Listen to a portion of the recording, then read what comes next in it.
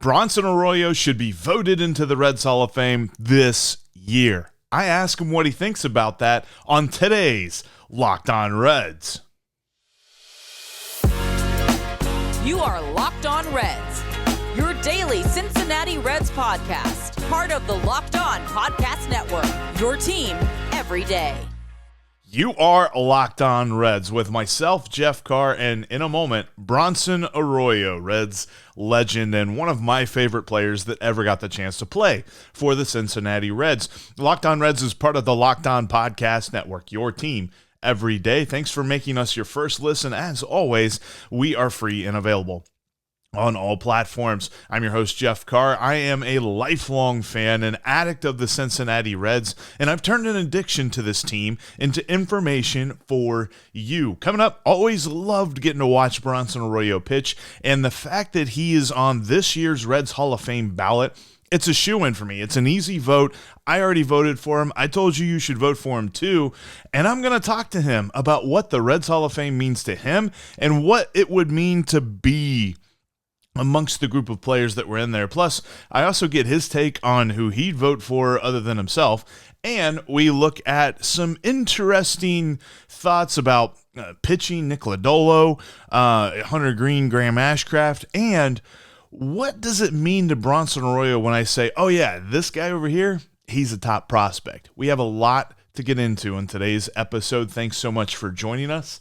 Let's get going. All right, we have him here now. Is Bronson Arroyo. He is up for the vote for the Reds Hall of Fame. And Bronson, really, when you look at this, my first question is, what does the Reds Hall of Fame mean to you? Well, I think what it means to me probably is that you played in a place long enough to have a home. I mean, that's, you know, the real simple answer without, you know, any kind of accolades on the field is just the fact that, you know, a lot of major league players, especially this day and age, can get bounced around from team to team, depending on, you know, free agency or just the fact that, you know, your skill set doesn't quite line up with one organization for a long period of time. And I've seen a lot of great players never really have a true home, you know, play 2 or 3 years on a team and then get bounced to the next one. And you start making those friendships in the city. But for me, playing here for 9 years, you know, getting to know everyone in the organization from top to bottom, making this home after retirement, you know, it feels like a place that is, when I go into the clubhouse, they treat me as if I'm still an active player. And, you know, you just get that warm, welcoming feeling. That really is what it is for me to be even talking about the Hall of Fame for the Cincinnati Reds. What was it look like when you look back on your career, especially on the Reds part of it? Like, what's kind of the first thing that comes to your mind about all of that? The very first thing about my whole career is just how I got here. It really was, you know, the trade for Willie Mopena. You know, I had cemented myself into, you know, Red Sox Nation in a way that I was being valued as a quality starter on that club as a pretty young guy and on a staff. And I was looking forward to pitching there for 3, 4, 5 more years at a minimum. And, you know, just got the carpet pulled out from underneath me by, you know, the Red Sox management and Theo Epstein at the time. He pulled the trigger on that trade. And you know, the Red Sox were in town last night. I went down to the ballpark and we're having a conversation with some of the guys down there about it. And, you know, it's always a bit of a mystery, like where they kind of, where was the thought process as far as like how you made that one-on-one trade? You know, it must have been that they thought Willie Mo was going to hit 40 homers every year. And so, but, you know, that's the very first thing that comes to my mind is like how I got here. And then, you know, from there on, it was kind of like a second life in the game in a way. It's funny you mentioned last night, and to go off topic for just a minute, but what did you think of Joey going around the stands? I was actually down there too. I was trying to see if I could run into him, but just funny seeing him kind of moving around and just being like, yeah, I'm just taking in a ball game. Yeah, you know, I mean, we don't get to do that as players very often, right? We only see things from the perspective of the dugout. And you're not really privy to a lot of things that go on in the game. I mean, just sitting up in the stands for myself the last few years, you know, getting to have a hot dog and eat some popcorn and have some ice cream at the end of the game or drink a beer and realize what it's like to be in the sun or out of the sun, and if it's cold or if it's hot, and, you know, how do you get into the stadium and get out of the stadium, and is the traffic too bad tonight? And there's just so many parts of it that we have never experienced. We go into the ballpark early, we leave later than everyone else, and you're kind of like in this bubble. And, that bubble is really, really cool, but it's also nice to see it from the outside. So seeing Joey kind of bounce around and, he's realizing that we're all human, right? And biology is going to get all of us, and you're going to have to retire at some point. And it's special to play in a place for a long period of time where people can value you longer than you've played the game or sometime after you've left the game, right? And Joey's got an opportunity to do that. So it's been nice for him to get out and see some people. So you said hot dog, beer, ice cream. You've been going on Tuesdays, haven't you? Oh, I go. When I go, they know that the all-you-can-eat menu is going to get some damage put on it. I'm sleeping like a horse. That's awesome, man. Going back to the Hall of Fame chat a little bit, the guys that are on this list, I think you've played with all of them. You got a chance to play with Aaron Boone, didn't you? I did not. Okay, no, that was the one guy. Aaron was gone by the time I got here. When you look at those guys, if you were voting, who would you vote for between Harang, Aaron Boone, Coco Cordero, and Scott Rolen? Yeah, in my order, I've got Harang second, and I've got Coco Cordero probably third. It just goes on based on bulk. I don't think Scott was here really long enough. I always think of him as a Cardinal. I think of him as a true baseball Hall of Famer, right, in Cooperstown. I don't think of him as a Red really. And Harang put up, a significant amount of wins for the team, pushing probably around 80 wins for this ball club.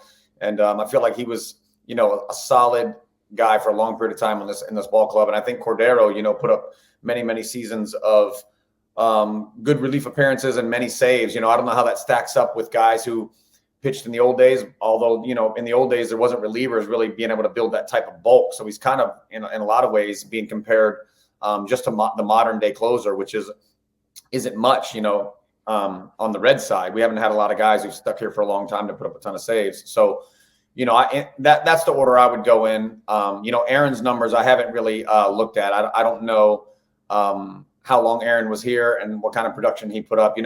For me, it's more about kind of that longevity more than just being a superstar for 1 or 2 years. Right. And I think that's the important thing is that when you're talking about especially a team-specific Hall of Fame is what that player did for that team. And kind of looking back on your career, not to butter your biscuit too much, but I think you're one of the top pitchers that we ever had here in Cincinnati. I'm curious, though, how you kind of view yourself in the pantheon of pitching for the Reds franchise. Where do you think that you fall? Oh, wow. I'm never been a great historian of the game. I'm learning to value, the things that go on in the Hall of Fame for the Reds. I mean, what a beautiful place, right? I mean, every team in baseball envies the Cincinnati Reds Hall of Fame. It is absolutely magical. And, you really got to dig back into the old days to really see what guys did. But they also were pitching in the time when, some of those guys got 45 starts in a season, right? And I was only given 32 most of the time. So, as eras change, things, innings have come down, obviously. I threw 200 innings almost 10 years in a row, but there's guys in the old days who were throwing, 280 innings every year, right? Because they just got the ball in their hand a little bit more. So, to stack up against the guys that have played here in the Cincinnati Reds, I'm not really sure where I land. I think anybody who's given this team 100 wins is probably, a pretty darn good benchmark. And there's probably at least a couple of handful of guys who have done it. But I don't really know where I stack up against, the Joe Nuxalls of the world and the Mario Sotos and, Seaver and all the guys who played here because I haven't studied it enough. I always love going way back. I mean, you go into the 40s, you got Bucky Walters and Paul Derringer, and then you go way back to Noodles Hahn back then when it was he was pitching every other day. It's crazy to see, which I kind of thought that they built the rotation between you and Harang around that way yeah, you guys are just going to pitch every other day, right? Well, but that's not really. I tried. Gary Darren said he couldn't do it because he didn't think anybody else's arm was going to hold up, right in that 06 season. The reason I could pitch 240 innings that year was not only because was I getting deep in ball games, but I got 35 starts that year, just a few extra. I pitched on 3 days rest twice, I believe. And I went into Jerry Naren's office. I remember we were in Milwaukee, and it was right after Eric Milton got hurt again. And we just realized, we were going to be dealing with guys like Elizardo Ramirez, who was a AAA guy who really wasn't, he wasn't ready for the big leagues at the time. And he, we were going to have to be shuffling these guys from AAA. And I just thought it'd be a better shot if you just went with a 4-man rotation. So I asked him, I went in his office. I said, hey, let's go 4-man rotation, me and Harang, and we'll just, see what happens. And he thought about it for a bit, but he basically said, I don't think anybody's arm is going to hold up except yours. So, and I don't agree with that. I think Aaron's would have well at that time. Aaron was always a healthy guy and pitched under control, and he was, pretty free and easy. So I think we could have pulled it off, but you got to have some guts really to pull the trigger on something like that. In this day and age, especially now, even more so, they're trying to almost go with a 6-man rotation half the time and limit guys to 5 innings. So, it was fun to play under those circumstances, but I definitely didn't get the opportunity to pitch as much as I would have liked. Coming up, we change gears just a little bit because Bronson has a few thoughts about the young pitchers who are at the top of this rotation and why he is excited about them and why the confidence that Nick Lodolo continues to show in that breaking ball is extremely encouraging to him. That's all coming up here in just a moment. But first, remember when winning felt easy? That's because when you were younger, you were at the peak of your testosterone production. What some have called the winner's hormone or the man hormone. Wouldn't it be nice to get that winner's edge again and get your old swagger back in your step? Want more energy to counter the negative physical effects of aging? Nugenix Total T testosterone booster with Testofen will help you turn back the clock, re-energize your workouts, get you better results at the gym, and help you look and feel like the man you really want to be. Nugenix Total T contains man-boosting key ingredients like Testofen. It has been validated in 5 clinical studies shown to boost free testosterone levels in men. Because Nugenix Total T boosts free testosterone that the aging process robs you of, you'll feel stronger, leaner, with more energy and drive, and more passion too. Your partner will notice the difference. Nugenix Total T is the #1 selling testosterone booster at GNC. Now, get a complimentary bottle of Nugenix Total T when you text MLB to 231231. Text now and get a bottle of Nugenix Thermo, the most powerful fat incinerator ever, with key ingredients to help you get back into shape fast. Absolutely free.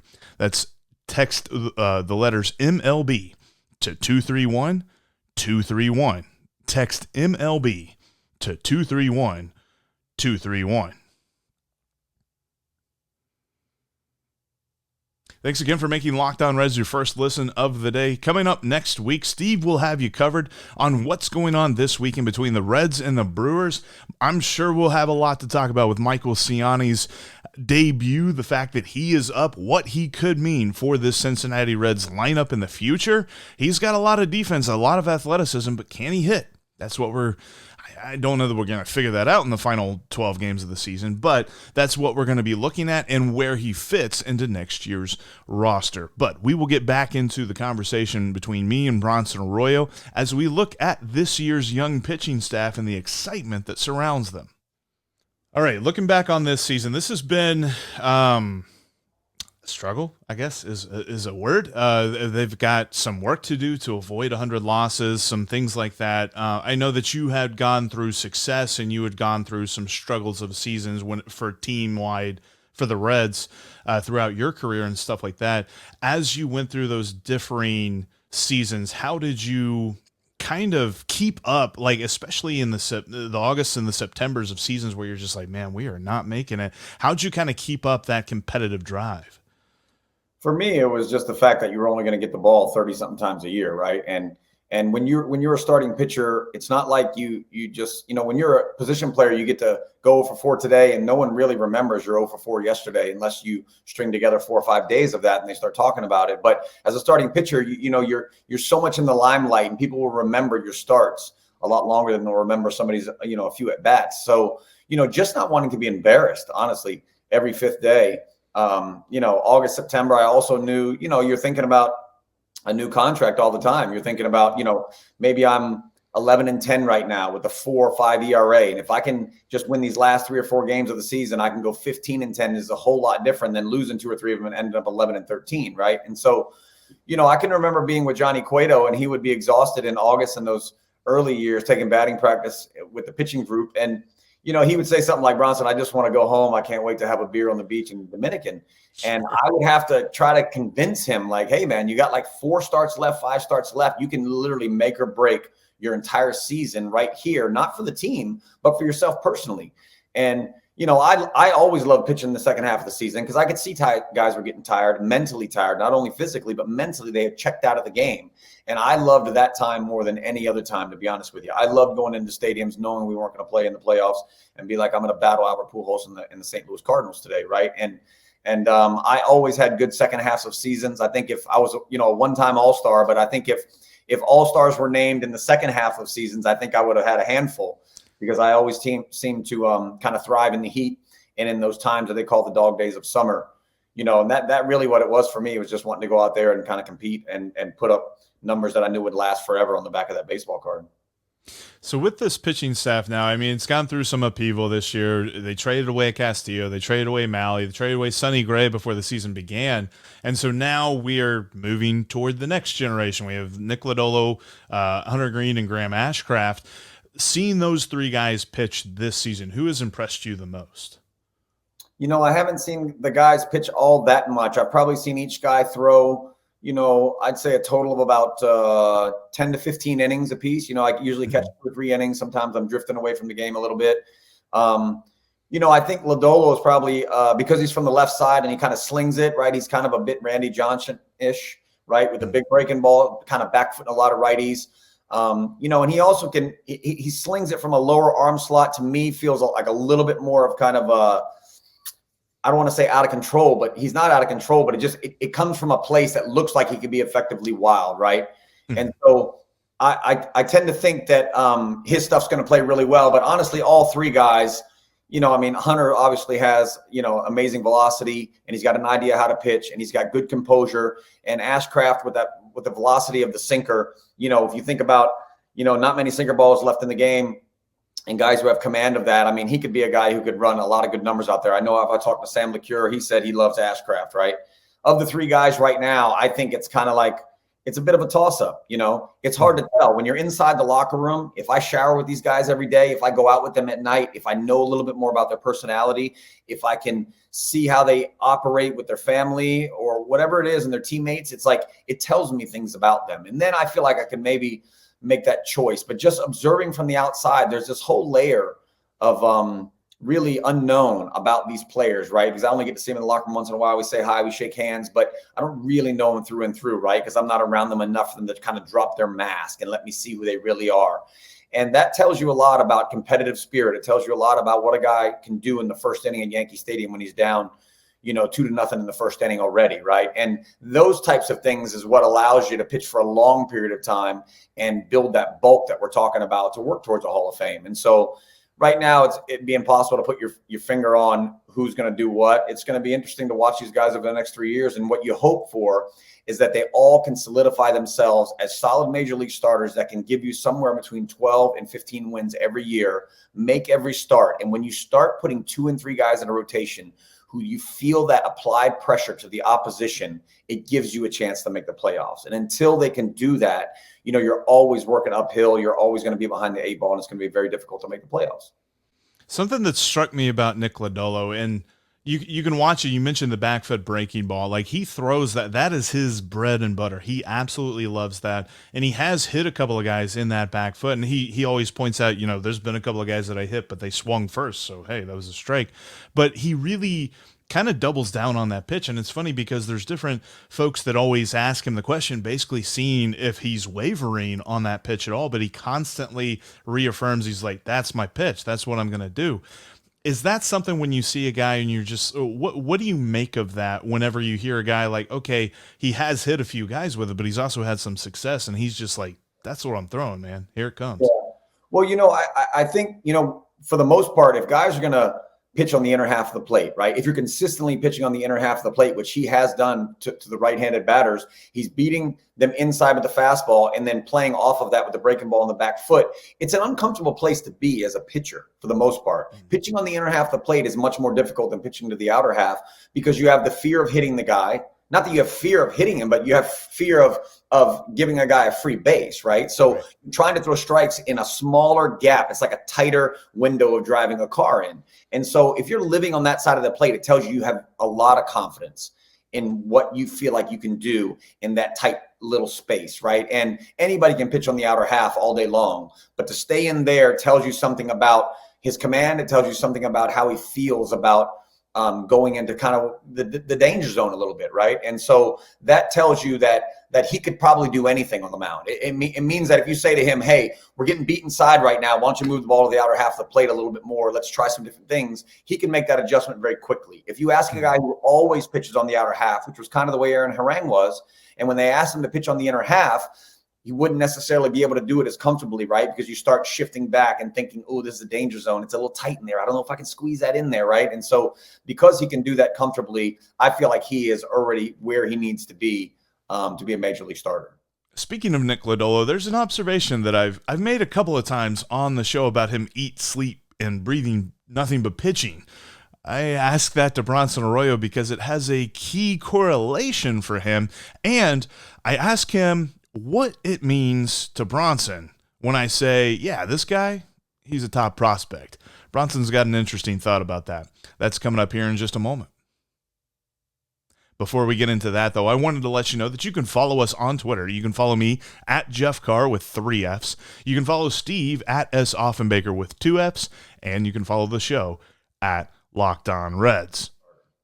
I thought of you the other day because he was doing a Q&A with season ticket holders, and a kid asked him what his favorite song was, what his walk-up song would be, or something like that. And he's like, honestly, I don't listen to music. I just told them they play whatever song they want to play whenever I walk up. And I'm just like, man, this guy just like eats, sleeps, breathes pitching, I guess. What on earth? Yeah, that's strange. That's strange. I mean, it's not totally strange. I've run into a lot of guys, a lot of people, that generally that music doesn't necessarily play to. I've been in hotel rooms a lot in my career where I was playing the guitar late night for people that maybe you'd met at the bar or around the city or whatever. And sometimes you would see some people where I called it where the music would just hit them and fall on the floor, right? It never internally really gave them goosebumps, or they didn't feel it. And then I would say, oh, I just put the guitar down, let's do something else. It's not a big deal. But in the sports world, it seems like guys gravitate towards music because there's always some sort of preparation going on and some thinking. And if you're getting stretched or you're getting a good workout in or you're running after your start, a lot of times music plays a big part in that. So I'm actually a little surprised that he's not a music guy at all.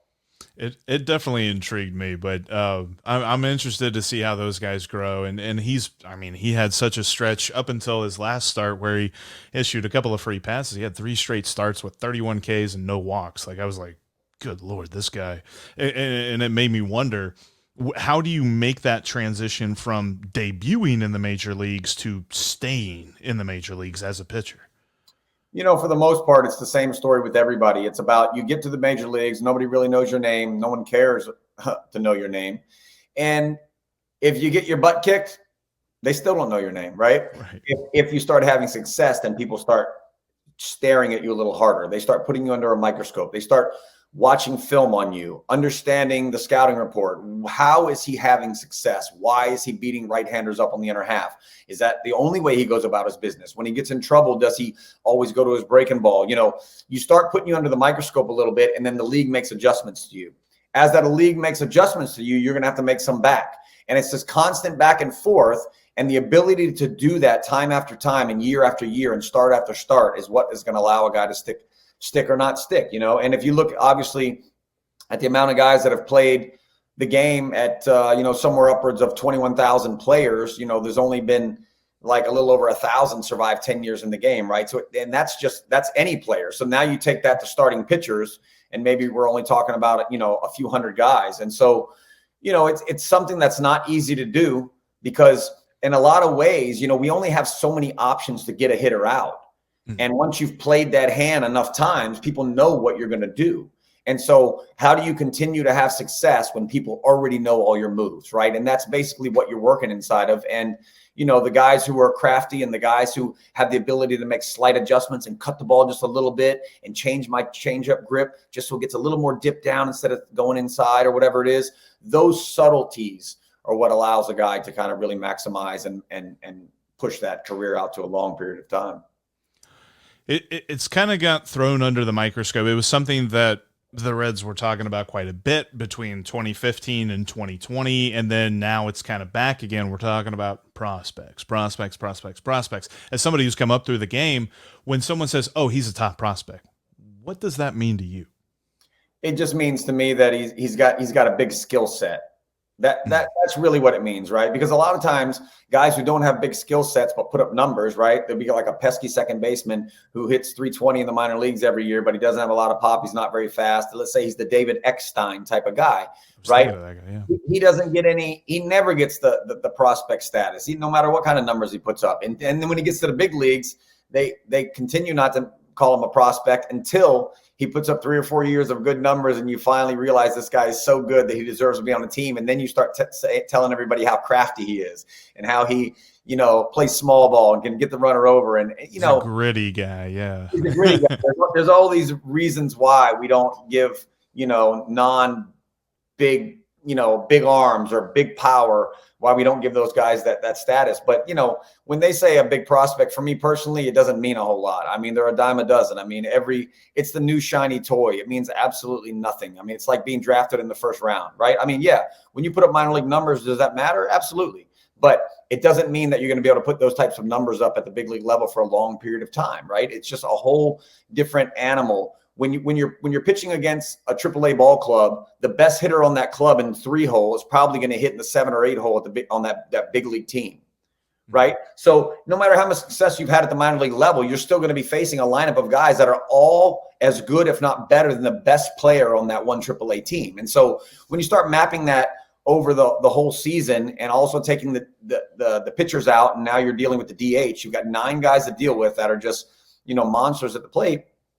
It's very difficult to survive for a long period of time, which, the game has shown over the history of it. And so when you say top prospect, I think, hey, this guy's got probably a great arm, or he's got good power. He's got a good skill set, but let's see if he can hone it and use it in a way that can help the ball club and stick at the big league level for a long period of time. That's going to do it for us here today on the Locked On Reds podcast. Thank you so much for joining us for this special episode. Getting the chance to talk with Bronson Arroyo is one of my favorite things about having done this podcast for the last 4 years, and very excited for more chances. Really hope he gets in. I think it's just elementary that he should absolutely be voted in to the Cincinnati Reds Hall of Fame. And I think it's going to happen here in a few days. We'll see exactly how it all goes down. But that's going to do it for us here today. Thanks again for watching. Thanks for listening. If this is your first time, make sure that you're subscribed and you're following us on your favorite podcasting app. And make sure on YouTube you click the bell to get notified. That way, you'll see whenever we have a new premiere, when we go live. Things like that are coming down the road. Now, go check out the Locked On MLB podcast. Sully's got you covered with league-wide news. He's got the biggest stories, and he injects his own humor into each and every one of those stories as well. The Locked On MLB podcast is just like Locked On Reds, free and available on all platforms. Looking forward to talking to everybody next week. I'll see each and every one of you soon, because we're Locked On Reds every single day.